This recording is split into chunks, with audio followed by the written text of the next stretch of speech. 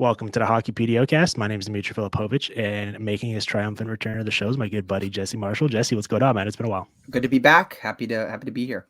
It's going to be fun. So we're going to talk about the Pittsburgh Penguins today, a team you're obviously very familiar with, and one that is now 7-6. And that is because they're winners of 4 in a row. They're coming off this trip through California, where part of this is largely fueled by that 10-2 victory over the Sharks, but they had a 20-5 goal differential over this 4-game winning streak that they're on, and so they're bouncing back. And I think the reason why I note that is it's nice to see the strong early season process that we kept citing, right? Where you'd look at a lot of the underlying metrics, all the markers we tend to focus on early in the season suggested they were playing pretty well, certainly generating a lot offensively. And so you were just waiting for that to finally turn into results. And it has over these past couple of games. And so I thought it'd be a good opportunity here for us to get together and kind of talk about that, but also sort of like what's changed and kind of the process as a whole this season. Yeah, for sure. I think coming out of the summer, Dimitri, there was just this like sense of joy from Pittsburgh and that they'd had this general manager come in that sort of shared this vision of how the team should play. And the signings that the general manager was making sort of seemed to be in line with what the coach was interested in doing, which was a really gross disconnect just throughout the entire Ron Hextall era in Pittsburgh. The parties didn't seem to be on the same page. So you come back, you have a new bottom six, you have Erik Karlsson, but it was pretty evident in the preseason, Dimitri, that the soup was going to be made the same way, right? Like the system hadn't changed. And a lot of people felt nervous about that. I think because the system seemed to be vulnerable to one, I think, father time. Players are just not fast as they were 6 years ago, and a lot of that core group's still there. And then also like the mismanagement of the roster, we talked about that. There was just such a disharmony in how the team was playing, and they got something I called Red Sea syndrome, Dimitri, which I'll explain to you shortly here. It's those the hallmark of the Mike Sullivan system has been this dialed up forecheck. Probably a step back from like what Florida and Seattle did last year, but still 2-man, really aggressive, up ice, disrupting lanes, taking that D-to-D pass away. But the other players, Dimitri, were so far back from that forecheck, right? It was a 1-2-2 in structure, but when you activate 2 of your front half, you're left with 1 man in the middle and 2 defensemen at the back. And it sort of created this like Autobahn basically for teams to just have this ease of access into the Penguins zone. And it was a free entry really. And, a lot of times the forecheck would work. They'd get a puck, a turnover, they get a loose puck, but it was not what it was. It was no longer dictating the tempo of the other team. And let's be honest, since this heavy forecheck sort of become more popular in the NHL, a lot of teams have just developed really good strategies to work around it. So what was a moment of vulnerability for Pittsburgh? They were staring at 3-6. They were in games, but they were allowing these just horrifically back-breaking goals off of the circumstances I just described. When they get to the West Coast, Dimitri, you're watching the game and you think, wow, this isn't the same hockey team. And it's because the system has just totally changed. I think that, the clamoring that was going on for people to kind of like have the Penguins dial it back some, that's exactly what they've done. That 2-man forecheck's become a 1-man forecheck.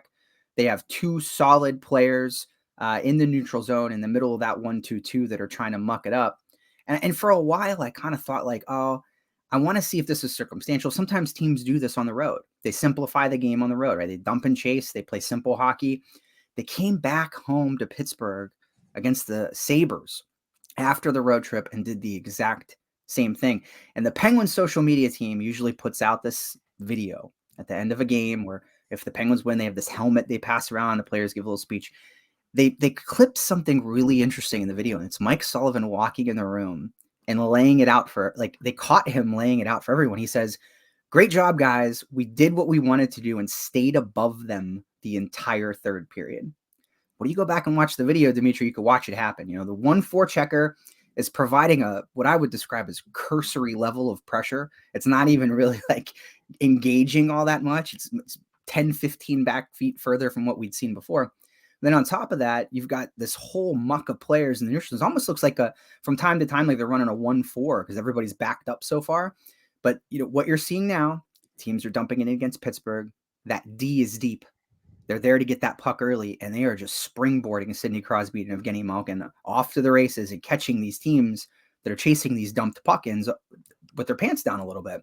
So I mention this because it's discernibly changed the way the team has played. I think offensively things were going fairly well for them all year. Their finishing wasn't there necessarily early in the season. That's come around a lot since that Sharks drubbing that you mentioned. That's sort of like got everyone on the level. Open the floodgates. Yeah. But you know, the defensive part has been critical. You know, Tristan Jarry didn't look himself earlier in the year. They've had to play a lot of Nedeljkovic and Magnus Hellberg even up recently in this road trip. They have invested their resources in protecting the blue line. And, you know, we talk on this show all the time, Dimitri, about coaches who go down with the ship in their system, right? They love their system. It is their pride and joy. They are not going to change it. And the players are the problem. This is one of those rare situations, and it's very classic of Mike Sullivan, where he says, no. I think the system might be the problem, and I think we might need to change this, to the point that it's the first thing out of his mouth when he walks in the locker room after a victory.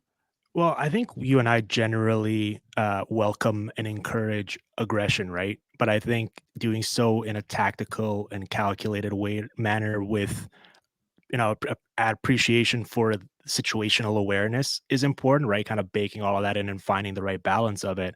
And it's really interesting both seeing that and hearing you talk about it, because on the one hand, we all know the stat by now that this Penguins team is by far the oldest roster in the NHL, right? And so you generally equate that with, all right, well, you don't want to necessarily lean too much on an emphasis of skating when you have that type of group.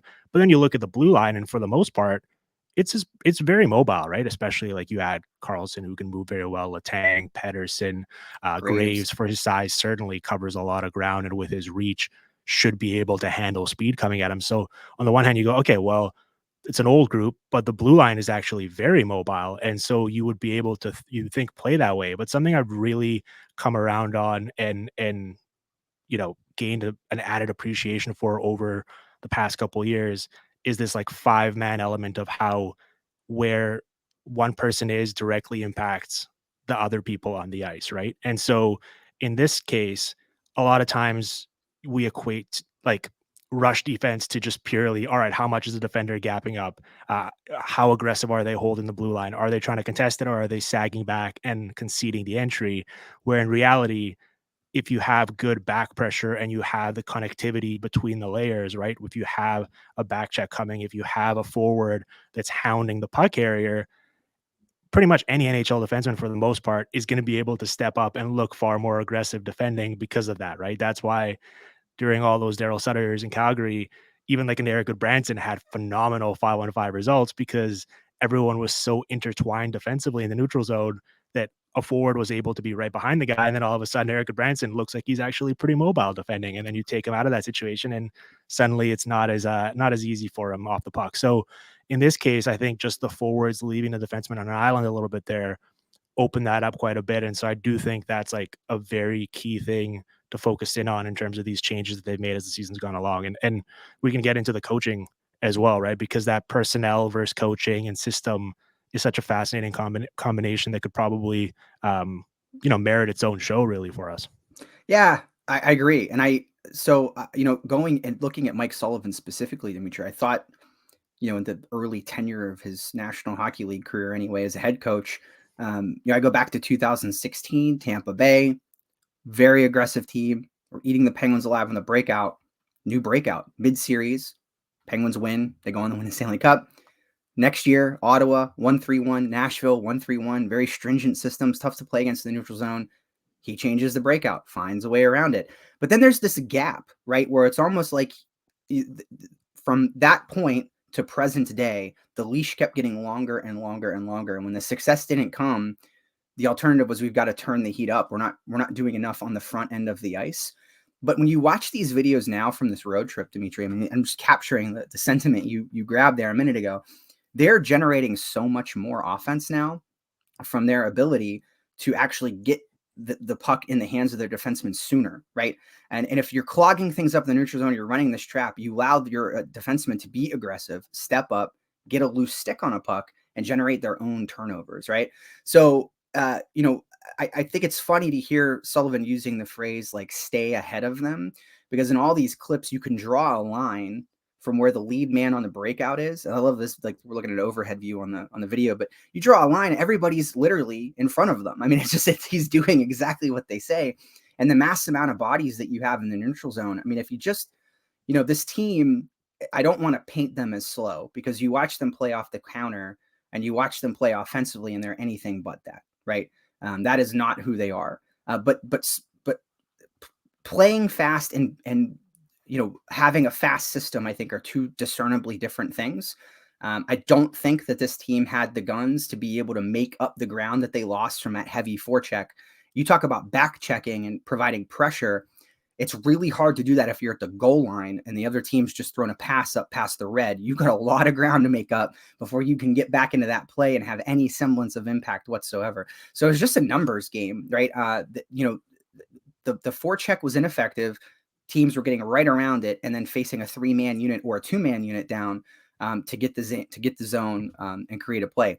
So I think that where you're at today, is still respecting of the players that Kyle Dubas brought in. Like, you haven't wholesale changed everything in a way. It's still the same system, frankly, to me. It's a 1-2-2. You just moved it back a couple feet, changed where your resources are allocated, and now look at the results. But Carlson, Letang, even Ryan Graves. I mean, these are guys now that are all of a sudden finding themselves with opportunities to play offense that didn't find them before, because they were doing so much work in the back end to clean things up, try to maintain gap on a 3v2 rush.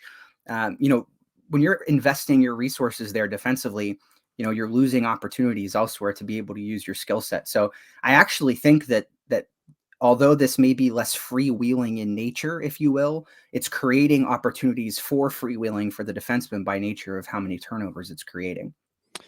The conversation around, I mean, coaching in general is interesting, but particularly I think in Mike Sullivan's case, right? Because right now you look up and okay, he's the second longest tenured coach, I believe, just behind John Cooper in Tampa Bay. And we know that generally coaches are pretty set in their ways in terms of like preferences, right? And kind of like little quirks in terms of how they ideally like their teams to play. Now, the mark of a good coach is generally based on your personnel being malleable enough to change things, even if it's just on the margins, not necessarily fundamentally. And that's kind of what you're describing here with Sullivan. But I think it's especially tough to probably get away from it. And when things were going bad early in the year, and especially last year, I saw a lot of complaints about it because, all right, you had success playing a very distinct way, right? When he came in and took over this Penguins team, their hallmark was not only that tactical aggression, but also like just playing fast, right? Not necessarily even having fast skaters. It was a younger team at the time, but I wouldn't have necessarily described them as beyond a few players, like the fleetest of foot, but the decision making and the pressure in terms of getting the puck into the neutral zone and then attacking the other team was there. And that was a staple. And then there became this massive, just widening gulf and gap between the front office and the coaching, seemingly, in terms of the players they were equipping him with, especially in that bottom six. And so that is one thing. The Carlson move got a lot of the attention. They paid Tristan Jarry to keep him. They paid Ryan Graves quite a bit to bring him in. But Kyle Dubas coming in and essentially just completely wholesale changing the bottom six was probably the most impactful thing. I mean, they should have done, and they certainly did this offseason, right? Actually giving Sullivan players who might not necessarily give him that added offensive punch we were looking for, although they finally started chipping in with a few goals here and there most recently, but allowing them to play in a way that makes more sense for what he ideally wants his bottom six to look like. Yeah, and just having a bottoms, look, the thing is, Dimitri, this is always going to be a top heavy team, right? I mean, you have Crosby and Malkin up there. That's always going to dictate things, and that's where the attention's going to go. But you can't supplement that with bottom six that's essentially hemmed in their own zone at the tune of 60, 70% of the time, right? I'm not going to sit here and say that Matt Nieto and Noel Cherry and Lars Eller and the guys that he's brought in have been offensive wonder kinds, but they haven't, right? Like, Lars Eller is arguably the best out of that group.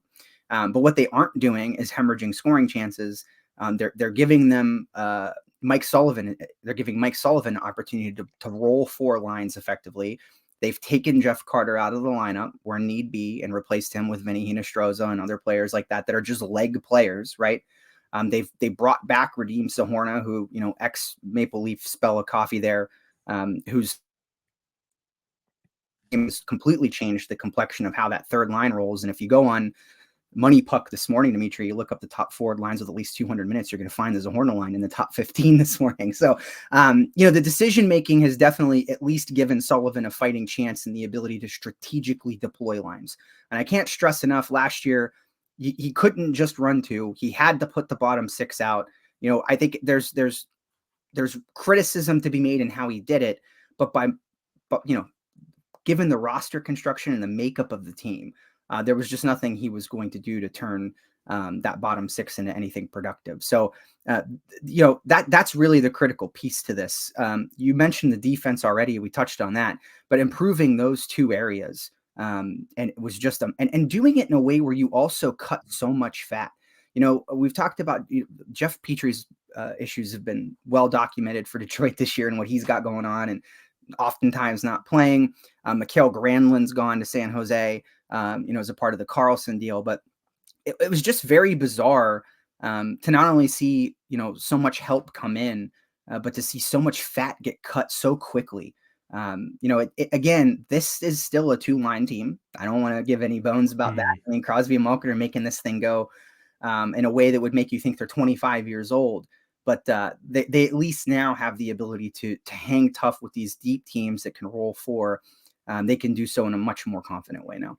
Well, I would argue the Penguins probably, I mean, the Bruins are up there, I believe, but I think the Penguins, above all else, are running the most like extreme, just in terms of territorial zone deployment of their forward groups right now. Like if you look at it, Eller and Achari are pretty much eating the entirety of all the defensive zone draws, and that's freeing up Malkin and especially Malkin's line, but Crosby to an extent as well, to put in their work on the offensive zone draws, and they're really splitting up those zones. And so while the bottom six hasn't necessarily provided that much offensive punch, the fact that with their usage, Lars Eller's line is up 7-4, I believe, this season at 5-on-5. Nola Chari's is drawing even at 2-2. All of a sudden, if the top six is going to be healthy and intact and producing the way they are, that you can live with that, right? Because you're just not losing those minutes. In fact, when Eller's line out, you're winning a little bit, and then the top six comes out and they take over and do the rest. And so I think that's been a big change. You mentioned the Carter thing. That was kind of like in passing, but that is a massive. And it's not even about Vinny Stroza coming in or whoever is going to replace him, but just having someone more functional there that can play a bit faster and actually contribute in some capacity is huge. I mean, we saw obviously the signs were on the wall last year, but Carter being on the ice for 0 5-on-5 goals this season in the first like 10 games or whatever, it's just, you can't get away with that in today's NHL, right? Having a bottom six and even a fourth line that can at least provide something in some capacity is just, you can't get around it, right? You need it. And so in this case, they're actually getting that to some degree. And the baseline, like they needed so little last year and they just fell short. And so I think at this point, it seems underwhelming, but I do think they're actually clearing that. And all of a sudden, that's what's leading to some of these better results. Yeah. And you add all of that stuff in, Dimitri, with this new look and this new life that teams had over this road trip where they beat some pretty decent teams, they beat some tough teams. I said, I'm going to say this in The Athletic tomorrow. It changes the trajectory of how you view this team. It really, truly does. The not having to share Chris Letang. I know we're going to get into Evgeni Malkin. That's changed the complexion of the top six immensely. And now having this like constant offensive minded presence on both of those units that can drive play and be more like a sort of a fourth forward for that group. It's taken the burden off Crosby and Malkin. I think even in zone entries, their numbers are slightly down this year because they just don't have to do all the work anymore. Right. I think that, looking at the Metro, they're not going to skate with, like, the Rangers are very good right now. Carolina is still very good. There are teams that are a class above them. But when you think about these upcoming meetings with those teams, I think the Penguins are much more equipped to handle them playing this style of hockey than if they had gone out against the New York Rangers, sent two guys in the offensive zone running 100 miles an hour with no wanton care about what goes on behind them. I think we probably both know how that might have turned out for them. So you think about those games now in a much different way, and the matchups and, what the neutral zone looks like. It takes on a much different shape. So look, in a 7-game series, the Penguins are not going to be favored against either of those teams, but I think they're giving themselves a fighting chance now and taking a step back and sort of having the realization to say we are not who we were when we won, but we could still hang with these teams if we give ourselves a better chance to do so. Well, their upcoming schedule this coming week, I think they have a game against the Blue Jackets, but then it's Devils now, albeit without Hischier and Hughes most likely, but then Hurricanes, Golden Knights, Rangers. Yeah. And the Rangers, it's funny you mention them because it seems like it always comes back to the Rangers when you're talking about the Penguins, but they're a disaster. If you're going to play the way that the Penguins played in terms of that forecheck you were talking about, what we're seeing here against a Rangers team, even though they're slightly different this year, they are going to take full advantage of every opportunity they get once they get behind those guys, right? And I promise we won't do a conversation on the Oilers here today, because even though that is the hottest news around the league, right, with the coaching change they made on Sunday afternoon, but how it ties in here is that we had this full conversation about, all right, well, a lot of their defensive metrics look pretty good, right? Like it seems like the goaltending, the save percentage is just out of whack, and that's what's doing them in. But very similar to this, they were getting caught with their players up ice quite a bit. And then that was leaving their defensemen out on an island. Those defensemen weren't doing a good job whenever they were presented with a 2-on-1. They were handling it incorrectly, certainly, and the goalies weren't making saves. But that's probably something that a lot of the modeling and a lot of our ideas of defending in today's game still probably haven't been properly calibrated for how threatening and dangerous giving up these situations where all of a sudden it's a 3-on-2, 2-on-1, and what the chance the results, like it's probably even more dangerous and higher value for the other team than we still tend to quantify or think about, I think. Yeah, no, and I agree with everything you just said. I mean, I think the Oilers were really hemorrhaging sort of the same chance, right? Where there's just too much space for the other team to gain speed. And I also think they were kind of poor in picking up the pieces where if they survived the fray, Dimitri, and the other team didn't score on the entry, as everybody was arriving back into the play, they just weren't picking up the right play. Like that in and of itself is a learned quality, right? Like defensive transition hockey, like you're coming back late into the play. You've got another forward at least coming back in the zone with you. Who takes who? Like, what does that look like? That didn't seem to be clearly identified to me when watching the Oilers. And it wasn't just they were giving the chances up. If they got a save or they did recover, the cleanup process was equally as ugly. And it's a layered burden. That's I think that highlights the problem when you run into these systemic issues where you're giving up so much space in the neutral zone. You can't do anything flat-footed with no momentum, right? And we showed a clip on the screen here a couple of times of Detroit running 3 men strong, hip to hip, coming across the red line, and 2 defensemen standing there going, now what, right? I mean, that, you survive that situation.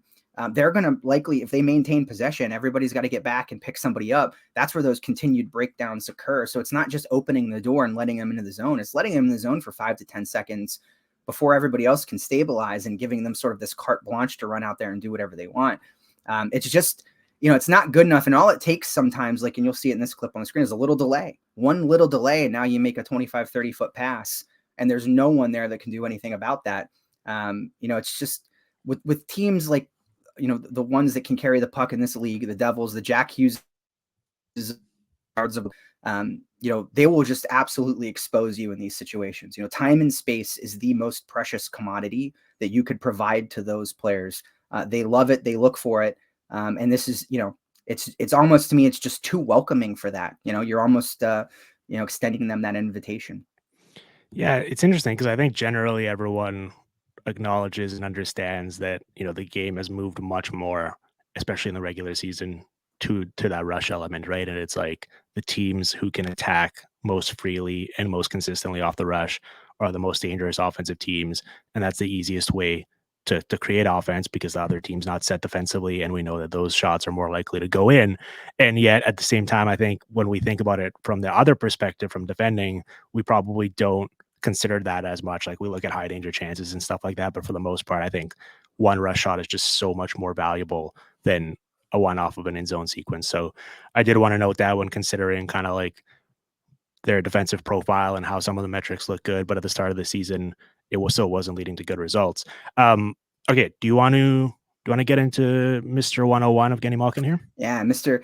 Outside the list. Yeah. Well, he's certainly on our list. He's on our list. He's always Yes. been on our list. Yeah. Totally just a renaissance from him this season. And I say that tentatively because he didn't have a bad year last year, Dimitri. Right? Like, it wasn't like he's coming off, trying to rebuild his game or anything like that. Two things I'm going to say: healthy legs.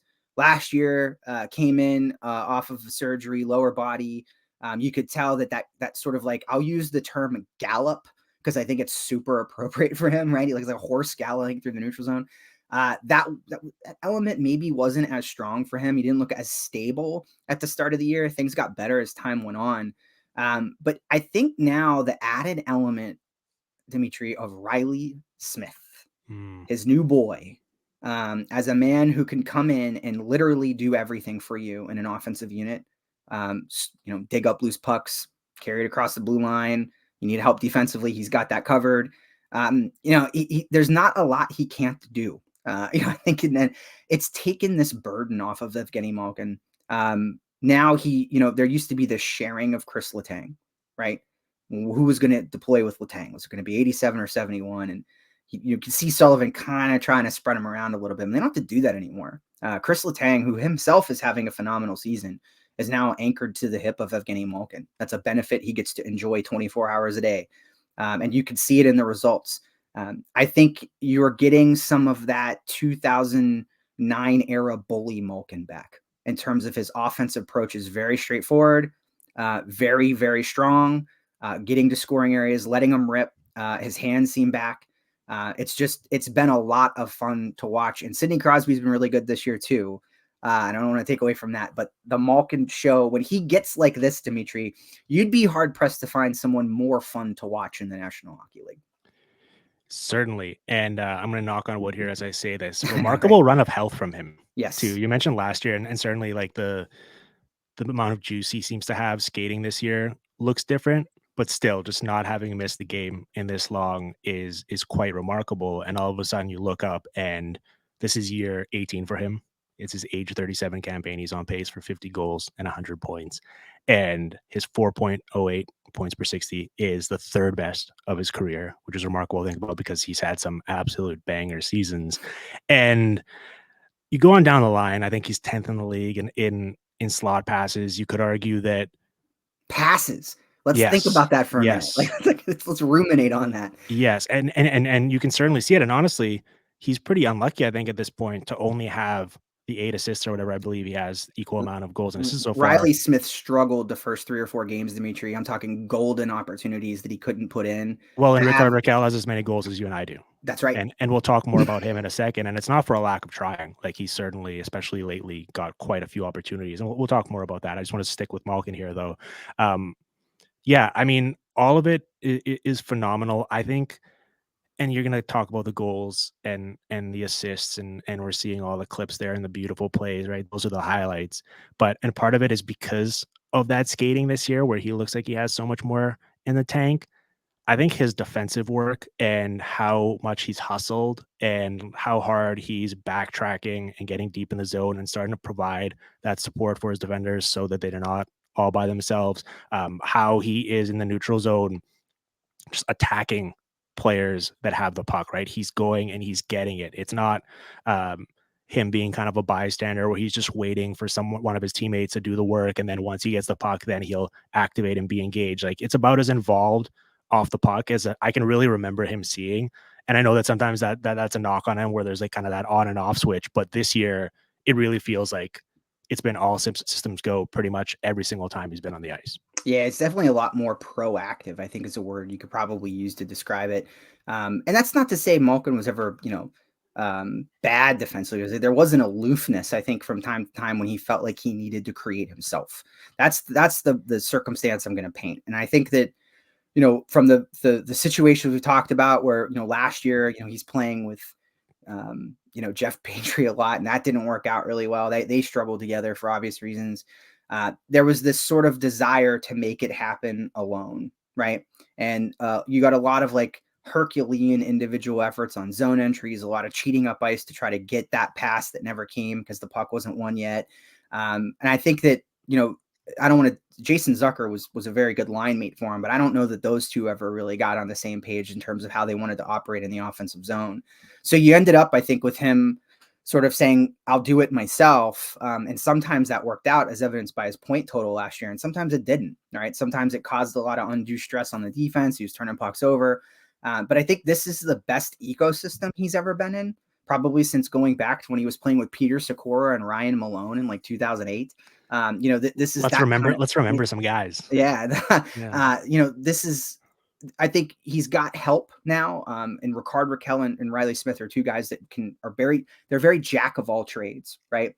So I think that's sort of encouraged his participation in the other areas because he doesn't feel like he's got to do that anymore. He's got line mates winning puck battles. He's got line mates taking the initiative and running it into the zone themselves. He feels confident, I think, dumping it in now. I think you've seen him dump the puck in more this year than he ever has because he knows that he's confident in the guys that are going to get it. It's just a much more thorough game. And I have to lean on the health piece too, like you mentioned it. To have your faculties about you in this way, and your legs especially, because everything that he does is just so much burst in it, right? Like from his first step to the way he closes on a defenseman to even his shot, it's all just got this big muscly oomph. And you kind of like didn't see that as much last year as a result of some of the injuries he had. And when his legs weren't there, it really seemed to take a lot away from him. So, and I think too, we talk about like reactive versus proactive in the defensive zone. I think if you're struggling from a skating perspective, I think you're looking for opportunities to make that easier on yourself, right? Positioning yourself in certain lanes, turning your back or posture on the play in a certain way to try to get a loose puck, whatever it was. I think that it's much more natural for him this year. He looks at home, and everything seems to be driven by this immense amount of confidence that he has right now. I think there's also probably a cumulative effect where a lot, and not that it's necessarily completely absolved this year, but last year where if his line or Crosby's line's not on the ice, like they're just not gonna create a goal. And there's that feeling of, okay, if I don't do this, no one else will.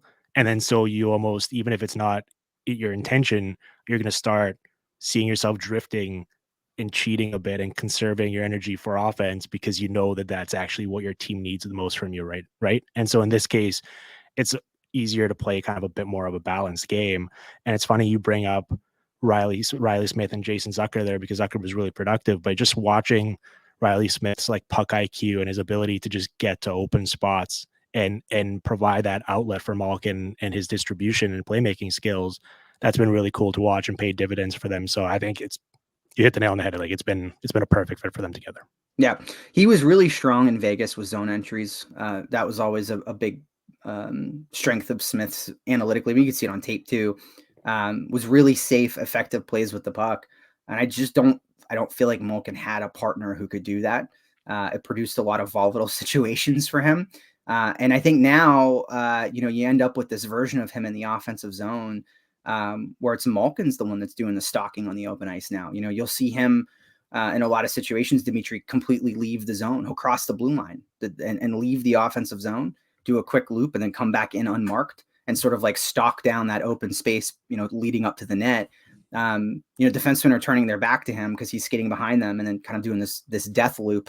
And by the time you come back in, nobody's got him marked, right? So it's, I would argue his range this year has been a lot greater than it usually is. And that's not just because he's got healthy legs. I think he's finally not being the guy in the offensive zone that has to make everything happen. He can receive a pass. I mean, you mentioned his high danger slot pass numbers are up. That's not shocking to me because he's got two line mates that are super effective in the net mouth. They can get to open space, and you get the sense that when Ricard Raquel gets one, he's probably going to get like 9. That's the way it worked for Riley Smith, who was just knocking on the door and couldn't make it happen. They started coming in bunches. But again, I got to go. The ecosystem piece is so huge here, and you really get the sense that this is the right fit for him. And the right group of players for him in a way that they really haven't been able to capture. And I don't know that they ever made it a focal point, Dimitri, right? Like when Ricard Raquel got acquired, who did he play? We went right to Crosby's line, right? And it was always Jake Gensel's, obviously stapled to his hip. And, just, I don't know that finding someone for Malkin to play with was ever really the focal point of the previous regime. I think that's something Kyle Dubas set out to address immediately. I don't know if that's been a focal point of any regime. Like, Yeah. think about his. I mean, I remember, and this was what, 5, 6 years ago by now, maybe even longer, there was, like, this list of just every winger that had played with Evgeni Malkin, and it was speaking of remembering some guys, like, it was quite a motley crew, and they've rotated, and part of it is because he's been so dominant, and he's been able to basically do do it all himself with those singular individual efforts that I think they've sort of abused that to an extent where it's like, all right, well, anyone can play with him just because he's going to be so good regardless. So let's not really, you know, care about it much. Let's not attach any uh, investment to it. Let's just like put whoever with him. And so now it's cool that I mean it's year 18, but he's still playing at such a high level. It's kind of cool to see actually two guys that make a lot of sense playing next to him and then seeing that kind of take off as a result beyond just the production, right? All across the ice is really fun to watch. I mean, if you play in a fantasy pool or whatever, like Rickard Rakell is probably the best buy low in the entire league right now. 3 assists, 0 goals in the 13 games. He's got 37 shots on goal, 71 attempts.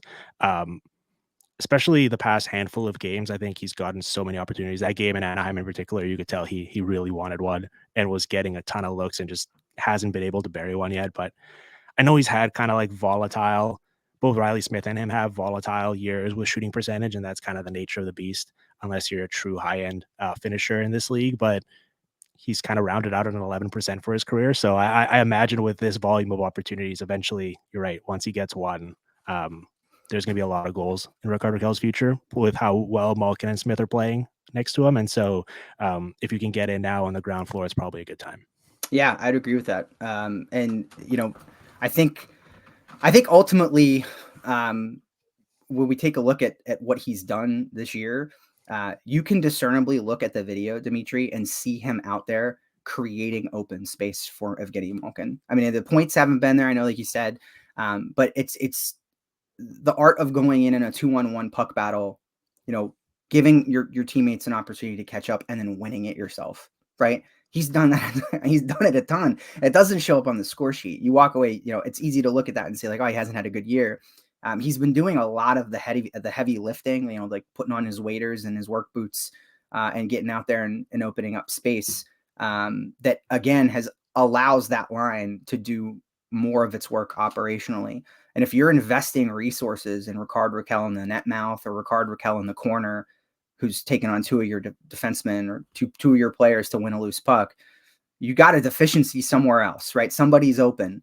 And if the puck distribution of that line, and we saw it on a couple of the clips we ran on the video side, but Malkin has been lethal with the distribution this year. There's one I think you had where he threw like a 45-footer up through the neutral zone, no look, right? Didn't even pick his head up, just knew where he was. It's really enhanced that group. And then adding in Chris Letang, I can't, that alone will change the fortunes of most forward units in the National Hockey League. It's been a real renaissance for him too. The two of them getting all this time together, I think has been good for both of them, frankly. It has. And it's remarkable to think that Malkin, what's he making, 6.1 right now on this deal? I mean, him and Crosby being under 15 million combined, but him in particular playing at this level at that price tag really, I mean, it's in large part what afforded them the ability to go out and spend as much as they did this past offseason and add a lot of these players we're talking about, right? And so that's just like such a competitive advantage when your top players are making that little, relatively speaking. And so it's cool to see. I really wanted to give him some love here because arguably the most like underappreciated, not underrated, but underappreciated superstars of his generation. And so not only historically speaking, but in present day as well. And he's had that renaissance season, as you mentioned. So Evgeni Malkin rocks. You mentioned him and Letang and having Letang out there. And while I do think it's been such a net positive and you've seen the benefits of it, one thing I wanted to note as we kind of wrap up this conversation and talk about potential ways they can still improve and areas of the game where this team can still get better. The only negative is because they're paired up, that's providing a lot of situations where Ryan Graves is involved in offensive zone situations. And it's just like he's 28 years old now, I think. He's been in the league for 5 or 6 years. It's just not going to happen in terms of being able to process the game in a way where he can extend plays and play the way that I want my defenseman to play. Like, the bombing from the point, it it looks good when he connects, right? And I think he hit the crossbar against the Sabres, and the commentary team was like, "Wow, he can really get a hold of one," right? And it looks very pure, and he scored a bunch of goals in the past. It's just not a sustainable form of offense, and there's so many added opportunities that are probably being left on the table just because he's wasting those shots. I think our pal, Jack Fraser, had a stat that's a bit outdated now. It was a couple of games ago, but he was accounting for, like, the highest percentage of shots when he was out there on the ice with the top line, and over 80% of them were either being blocked or missing the net. And it's you can't keep getting away with it. Like, he lives to fire the puck either off the backboards or into the defender's shin pads.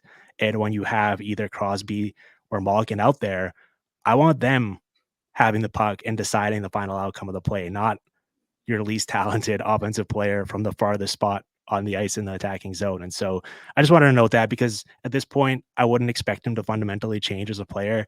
And I get that just having him out there provides other um, ways he can help and insulate and all of that. But it can be frustrating at times to watch it.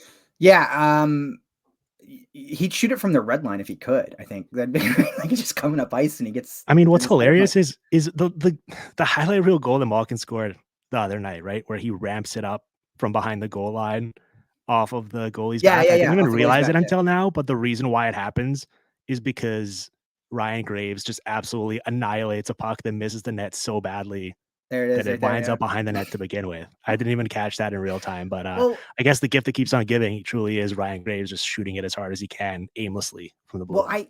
I knew his percentiles are really high for on ice shots. And was doing like research on him, and I thought maybe it was just because he's like helping out with breakouts or like really good at getting the puck out of his zone. Then you watch the video and you're like, no, he's just taking them all himself. He's just No, taking when the them puck comes to him, like, he all just himself. it's a one track mind of like, I'm Yeah. just gonna wind up and shoot as hard as I can, and it's like, that's not how offensive zone play is rewarded in today's game. Like, maybe 10 years ago, Yeah. not anymore. You can't really get away with it now. You're It is not what it Adam is. Oates, right? Yeah. So, speaking of guys. Yeah. Okay. What else with this team? We can talk about the power play a little bit. Yeah. Like, it's gonna come around, right? You'd think, because it's like chances, shots, expected goals, all through the roof. Actual goals, not quite there yet, but the personnel makes sense. This doesn't seem like smoke and mirrors. And so you would think it eventually come together. That's probably the next sort of step in terms of, all right, how can we improve this even more? It probably starts with that. Sometimes it doesn't come together. You know what I mean? Like, I That's feel like true. last year it didn't, right? Yeah. I think last year they had a good year of like generation, of chance generation, of quality generation, but it never matriculated in finishing. Eric Carlson has changed this power play in a good way. And I think the evolution of it is unfolding right before our eyes. The problem with the Penguins power play, Dimitri, in its structure is it's very easy to bully to the exterior of the ice, right? Sort of like this 1-3-1 setup, right? Where you got two one-timer options. The outside, you got somebody at the top, presence in front of the net. Really aggressive power kills will just push them to the exterior of the ice, cease like any movement off puck, and stagnate them. And that's been their Achilles heel the entire time Mike Sullivan has been. It predates Mike Sullivan. It's been a Crosby, Malkin, Letang issue the entire time they've been here. They've had really good power plays. I don't want to discount that, but you always end up feeling like maybe they were leaving a little bit on the table and how much time they spend in the exterior. Eric Carlson doesn't seem to like that. He doesn't seem to like that at all, and has kind of gone about finding his own ways to get closer to the net. And part of that is just his presence, Dimitri. Like, I think penalty kills are very aware of him and where he is. And I think it's just he's very much simplifying what's going on out there. He's shooting it a lot. That sounds silly, like that wouldn't be a good thing, but I think Penguins are often experiencing power play paralysis, where they'll have this extended period of zone time and they don't produce anything, right? Not even a shot. When you shoot, you're forcing the defense to react, right? They have to do something afterwards, and it gets everybody moving and flowing again. So he's sort of like been a nice, I think, in the last road trip, been a nice reset button where, in a way, I don't think he did this a lot in San Jose, but I think you're seeing him do it now. He's sort of taking the thing by the scruff of the neck in the zone and saying, I want to be more than a trigger man. So it's been a fun evolution. He's been moving around a lot. His legs have been active. He's darting in and out, trying to get everybody else to come with him. And I think it's just his presence has given them a very unique element on this power play where he operates and colors outside of the lines just enough that I think it gets everybody else going in the direction that they need to as well. I like that. Yeah, I mean, they're they're first in expected goals generated and 17th in actual goals, and part Yeah, of that is shooting percentage driven, but part of it is just seeking out specific types of shots that you probably should be getting, not only for everyone when you're up a man, but especially when you have the personnel they do, right? Like, there's no excuse not to basically pick what you want to do because you have the ability. You're armed with the artillery to actually accomplish it, right? right. So, yeah, that's something I'll be looking forward to watching, and also, as we mentioned, their upcoming opponents this over the next handful of games and seeing how they acquit themselves against them. Because, yeah, like we said, all the 5-on-5 metrics and everything you look at is looking really good, somewhere between top 5 to 10 range. And now finally seeing the results kind of start to more so line up with it is promising, but we'll see how it goes. Anything else on the Penguins here, Jesse, or do you want to wrap it up? That's it for me. That's it for me as well. I'm glad we got to do this. I'll let you plug some stuff here on the way out because I know you're going to write about them as well. So let the listeners know about that and kind of how they can check you out and what else you got in the works. Yeah, so tomorrow on The Athletic, we'll have just a breakdown of the stuff we discussed today with the system change. I'm trying to really dive into what that looks like and how you can track it from home. And then we're going to do a little visit up, I think, for McKean Talkie next week up into Toronto and take a look at what's been going on up there, check some of those players out, and maybe do a little Willie Nylander love up there because he's got some good stuff going on offensively. So Well, and that lines up with what my tease was going to be because I think next time we have you on here on the show, we are going to do a Willie Nylander deep dive and look at some of the yeah, video from him this season and how he's been able to have this career year in a contract year for him. So I'm looking forward to that. My only plug is beyond that is I've got a show coming tomorrow with Daryl Belfry. We're going to do a Quinton Byfield deep dive, a young player who has taken a big leap this year that I'm very excited about. And yeah, doing these video shows both with you and him are always a blast. And we've done a couple here recently. We just did Pavel Minchikov last week, and people seem to really enjoy it. And just getting to pick Daryl's mind for an hour at a time is pretty cool. I know you were messaging me about it as well. Just like listening to him sort of break down the game is such a treat. So looking forward to that. absolutely.